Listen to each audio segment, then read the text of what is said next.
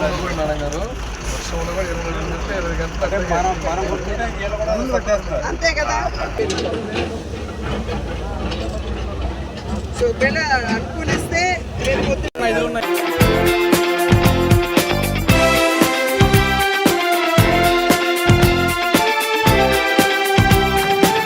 నమస్తే సార్.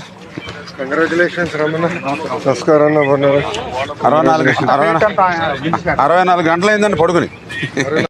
ఇదైనా మనం ఇప్పుడు బండి వేసాం కాబట్టి తెచ్చి బండి అంటే ఇక్కడ చేసుకోవాలి. కింద గ్రౌండ్ ఉంటుంది కదండి. ఇప్పుడు మన దీని మీద అయితే ఈజీ మనం ఏంటంటే ఇప్పుడు మన వెహికల్స్ ఉంటాయి కదండి. ఇప్పుడు అది క్లోజ్ అయిపోయినాయి అంటే ఇప్పుడు మనకి పనికి మళ్ళీ వేసేటికి అడ్డం వస్తుంది. అది క్లోజ్ చేసినంటే మనం వేసుకుంటూ వచ్చేస్తాం బండి రేసి. మనం క్లోజ్ చేయవలసిన ఏంటంటే వాటర్లో ఇంకేదైనా ఉంటే ఈ వాటర్ లీక్ అవ్వకుండా ఒకటి చూసుకోవాలి. ఇప్పుడు వీళ్ళు బ్యాగ్స్ తెచ్చి ఈ బ్యాగ్స్ ఇందులో ఫిల్ చేయాలంటే అక్కడ నుంచి బ్యాగ్స్ తెచ్చుకుని చేసుకోవాలంటే ఇది కొంచెం టైం పట్టేస్తుంది ఇదంతా కూడా. ఫస్ట్ అంతేనండి. అంటే ఇప్పుడు అంటే 3-4 నిలబడిపోయినాయి అనుకోండి. ఇది ఇక్కడ పెట్టుకుంటాం చేసి ఇక్కడ రూట్ వేసుకుని ఆ బండి వెళ్ళిన తర్వాత దాన్ని మళ్ళీ గెంటుకుంటాం. మరి 1 అవర్ మనం గట్టిగా నుంచి ఉంటే 12 వస్తాయంటే మనం లేకపోతే 6 నుంచి 8 వస్తాయి. మన ఇక్కడ ఉంటే 10-12 వస్తాయి లేదా 6-8. ఆ మట్టి ఏమైందంటే ఫిల్టర్ అయిపోతుందండి. అది వాటర్ కడిగేసినట్టు అయిపోతుంది. అందుకని మీకు రాళ్ళ మధ్యన ఈ 3rd సిపేజీ మీకు ఇంకా లక్కీగా ఇక్కడ వేసేప్పటికి మనకి ఇది కొంచెం కవర్ అవుతుందండి.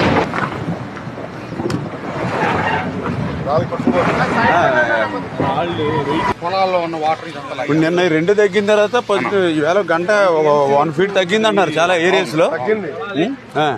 అన్నా మీరు బ్రీచ్ ఇది అయిపోతే ఇక్కడ నుంచి 10 గంటలు పడుతుంది అక్కడ నీరు తగ్గేదానికి. అదే కూడా క్లోజ్ అవుతాయండి. ఇప్పుడు అది కూడా వేరే ఏజెన్సీకి అది మెగా వాళ్ళకి అప్ చెప్పారు. అది ఆల్రెడీ వర్క్ స్టార్ట్ చేశారండి. వాళ్ళు ఇప్పుడు పులివాగు ఇమ్మీడియట్లీ క్లియర్ చేయాలి. మీరు కూడా లోకల్లో హెల్ప్ చేయాలి. మనం గత గవర్నమెంట్ లో అయితే మేమే 2,000 మంది పనిచేసాం ఏటుగట్టు కాపాడుకోవడానికి. ఇది అయిపోయి మేజర్ బ్రీచ్. అప్పుడు అటు పక్కన 7 మనం క్లోజ్ చేసుకోవాలి. ఇప్పుడు ఈ 3 చేసిన పరిస్థితి దానికి ఇబ్బంది.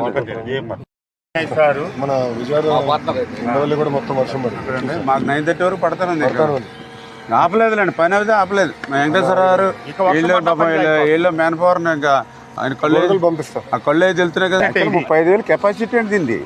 37,000 డిజైన్ కెపాసిటీ. ఎందుకంటే రేపు పోలవరం దాన్ని ఎక్స్టెండ్ చేయాలని. ఇప్పుడు 17,500 కదండి అది. పెంచి సిల్ట్ చేయాలి. నెక్స్ ఉన్నాయండి కొన్ని బాటిల్ నెక్స్ ఉన్నాయండి 4-5 చోట్ల. ఈ థర్మల్ ఏజెన్సీ కేంద్రం ఉన్నాయి కదా.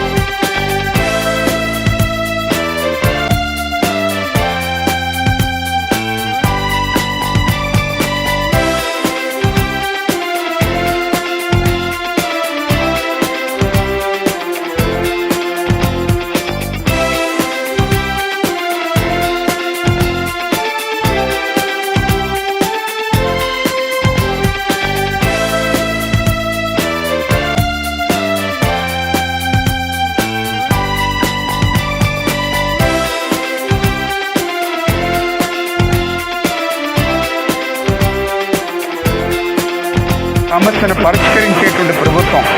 అందుకే ఈరోజు మీరు చూస్తూ ఉన్నారు, చంద్రబాబు నాయుడు గారు ప్రజలకు కష్టం వస్తే ఎక్కడున్నారు ఆయన?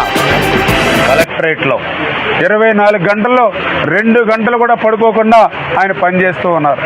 ఇవాళ మంత్రులు ఎక్కడున్నారు? ప్రతి డివిజన్లోనూ ప్రతి వార్డులోనూ ఇంటింటికి తిరుగుతూ ఉన్నారు. పాల ప్యాకెట్ల దగ్గర నుంచి అన్న పానీయాలు ప్రతి ఇంటికి అందజేస్తూ ఉన్నారు. ఇట్లాంటి కర్ర గట్ల మీద ఉన్నారు, కాలువ గట్ల మీద ఉన్నారు. గండ్లు పడినటువంటి ప్రాంతాల్లో మంత్రులు స్వయంగా మరి ఇటువంటి వానల్లోనూ జోరు వర్షంలోనూ కూడా పనిచేస్తూ ఉన్నటువంటి పరిస్థితి. మంత్రులు ముఖ్యమంత్రులే కాదు, మా తెలుగుదేశం జనసేన బీజేపీ కార్యకర్తలు సైతం ఈవేళ ప్రజలందరికీ కూడా అండదండలు అందిస్తున్నటువంటి పరిస్థితి. ఇది తెలుగుదేశం జనసేన బీజేపీ ముఖ్యమంత్రి నుంచి కార్యకర్తల వరకు కూడా పనిచేసేటువంటి తీరు. అందుకే ఇన్ని ప్రతిబంధకాలు ఎదురైనా కూడా విజయవంతంగా ఆ బుడమేరుని మేము ఈవేళ ఆ అడ్డుకట్టను వేసుకెళ్ళగాం. ఈవేళ ఎంత చూస్తూ ఉంటే కనిపిస్తూ ఉంది కళ్ళకు కట్టినట్టుగా.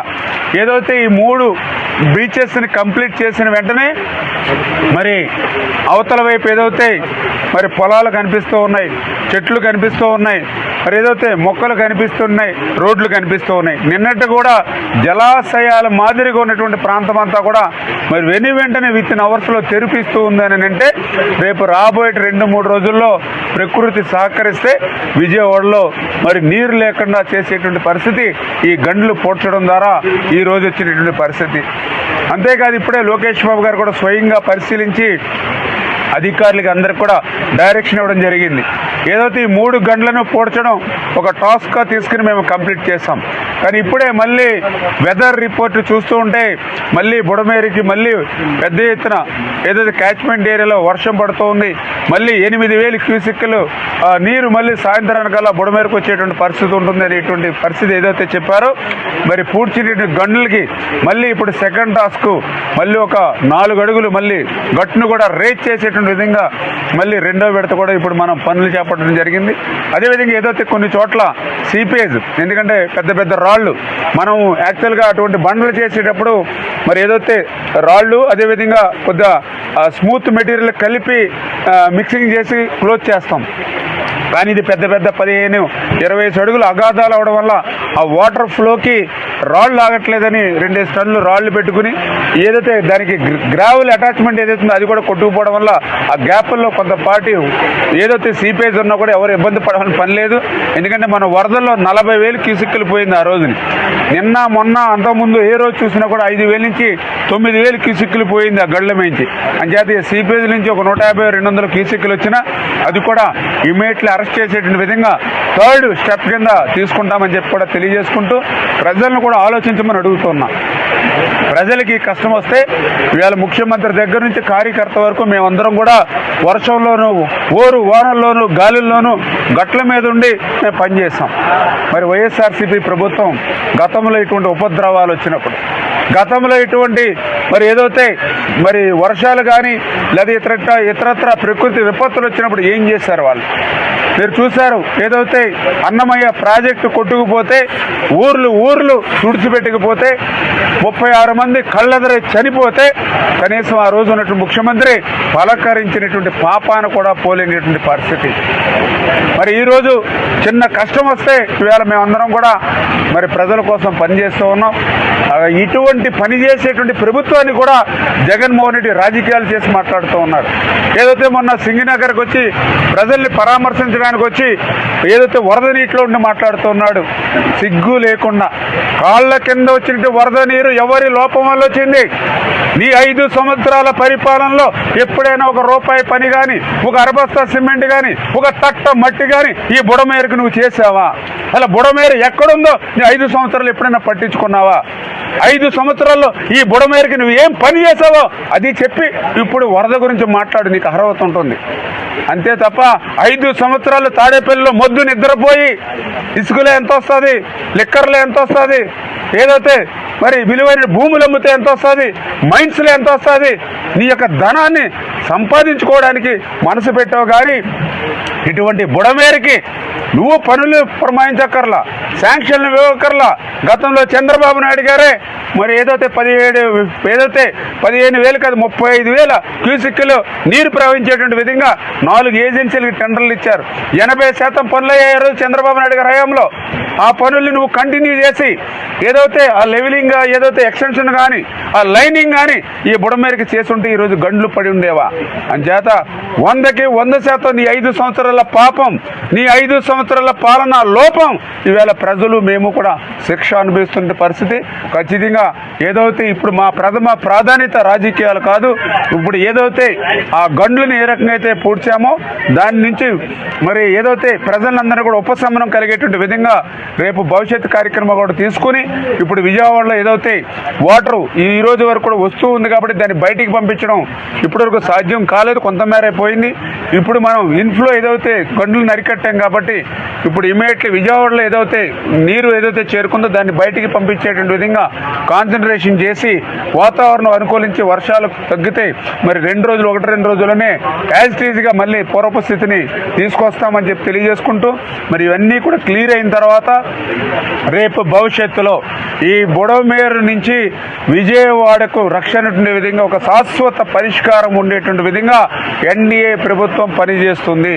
ఎందుకంటే ఈ బుడమేరు అనేది ఈ రోజనే కాదు, గతం నుంచి కూడా అనేక వరదలు ముంచెత్తి బుడమేరు అంటే విజయవాడకు ఒక దుఃఖదాయనైనటువంటి పేరు ఉంది.